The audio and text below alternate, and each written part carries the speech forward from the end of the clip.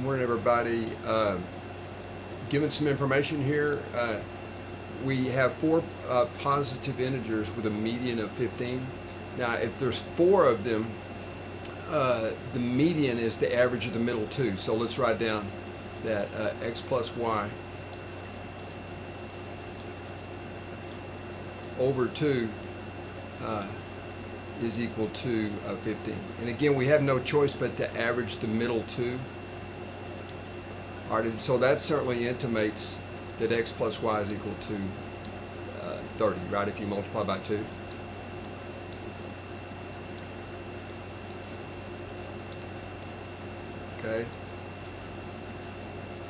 Okay, now, so what we know now is a little bit more about this object over here, our average, which is what we're looking for.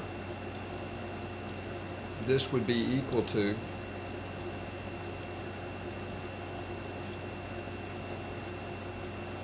now little m, of course, represents the minimum. So we'll write little m. Now we know that x plus y is 30. Notice we don't know what x and y are, which is kind of interesting.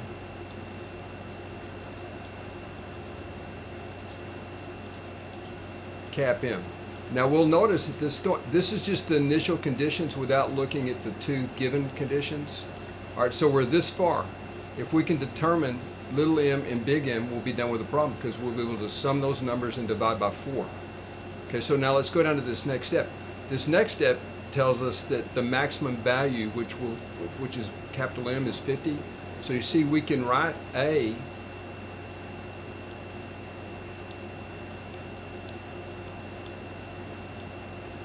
okay, now that here's what we know now. We have little m still is unknown. Okay, plus 30 plus 50.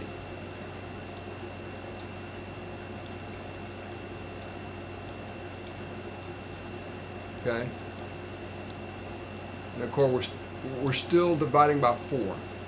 Okay, so we're close, but this is still not sufficient. At this stage, this is still not sufficient. So let's write that down.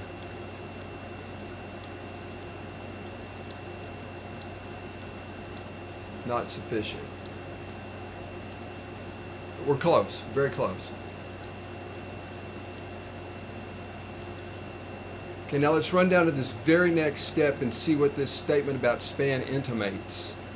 Span is just the difference between, let me just write it down. The span is the difference between the maximum value and the minimum value. Okay, so we know that the maximum value is 50. Excuse me, let me erase that.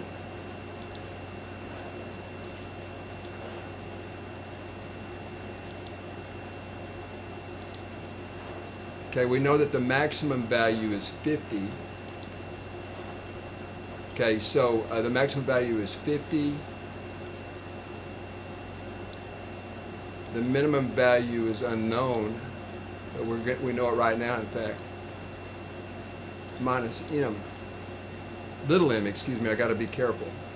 But that implies that little m is equal to 8, right?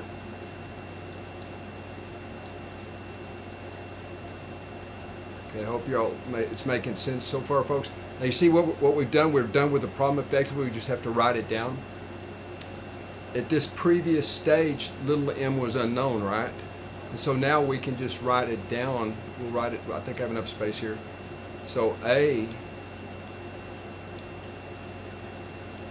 equals to,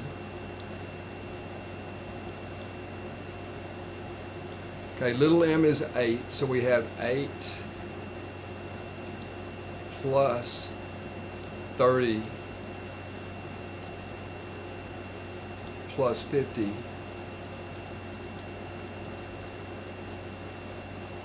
all over 4. Okay. Now y'all, I'll just go ahead and take the liberty of averaging those. Notice, folks, that this adds up to 88 right here, and 88 divided by 4 would be 22. Okay, so we have determined the average of the numbers without actually knowing the middle two numbers, which is interesting. Now, that would be another question. Can we know all the numbers? The answer would be no, and these two statements would not be sufficient. But all we were asked for was, we were just asked for the arithmetic mean, or the average up there. You see right up here, we're just seeking the average. Okay, so we do know the average, but mind you, this would not be sufficient to determine all four of the values. Okay, and so I think the language they use right here is the way it's normally worded. You would write 1 and 2 together. 1 and 2 together. I don't know if you need to write down the words together. 1 and 2 together, though, are sufficient.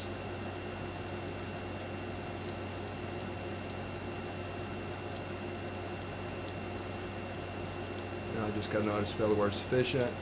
I think I'm doing it. Okay. So 1 and 2 together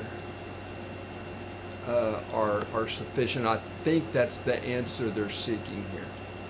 Okay, as far as the way you word the answer on the GMAT test, but the average is 22. Let me know what you thought.